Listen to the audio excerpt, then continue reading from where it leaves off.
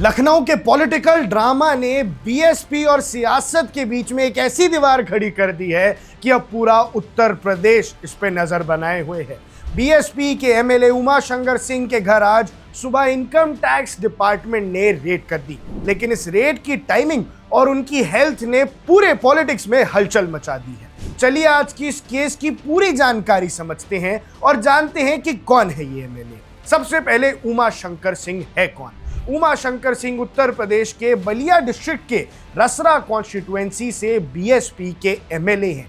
ये पार्टी के 2022 के असेंबली इलेक्शंस के इकलौते एमएलए हैं, इसलिए ये पॉलिटिकल सीन में काफी सिग्निफिकेंट माने जा रहे हैं, क्योंकि मायावती की बहुजन समाज पार्टी का इकलौते एमएलए के ही घर पे अगर रेड होगी तो पार्टी का अस्तित्व कैसे बचेगा। उमाशंकर सिंह कुछ वक्त से हेल्थ इश्यूज से जूझ रहे हैं और रिपोर्टेडली कुछ रिपोर्ट्स ऐसा कह रही हैं कि शायद उन्हें कैंसर जैसी कोई बीमारी है। इसी वजह से ये काफी समय से असेंबली सेशंस और पार्टी मीटिंग्स में भी नहीं आ पाए हैं। अब दर्शकों, इस आईटी रेड में हुआ क्या? आज सुबह लगभग 7 बजे इनकम टैक्स डिपार्टमेंट के 36 ऑफिशियल्स ने उमाशंकर सिंह के लखनऊ रेजिडेंस पर रेड की। रेड में लोकल पुलिस भी डिप्लॉयड थी और प्रेमिसेस को कॉर्डन ऑफ कर दिया गया। आईटी टीम ने फाइनेंशियल ट्रांजैक्शन और प्रॉपर्टी डॉक्यूमेंट्स को स्क्रूटिनाइज किया, लेकिन डिपार्टमेंट ने अभी तक कोई ऑफिशियल स्टेटमेंट नहीं दिया है। फैमिली मेंबर्स और क्लोज एड्स की प्रेजेंस में इन्वेस्टिगेशन चल रही है और ये ढूंढने की कोशिश है कि ये रेड हुई क्यों।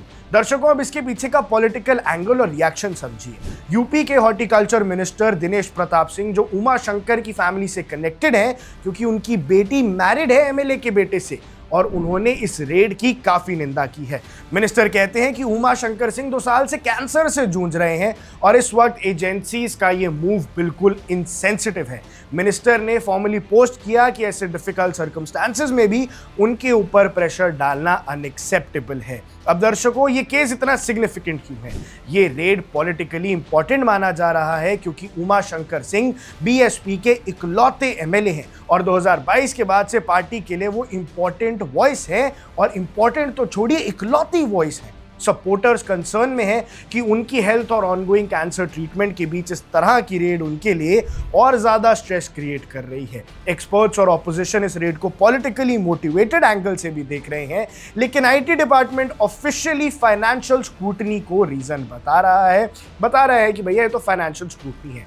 अब दर्शकों, अभी उमाशंकर सिंह अपने घर पर आइसोलेशन में है और नर्स और डॉक्टर की एंट्री भी रिस्ट्रिक्टेड है। मिनिस्टर ने कहा है कि जुडिशरी भी ग्रेवेस्ट क्रिमिनल्स को मर्सी देती है और ऐसे कंडीशंस में एमएलए को ही कोई भी मर्सी नहीं दी जा रही।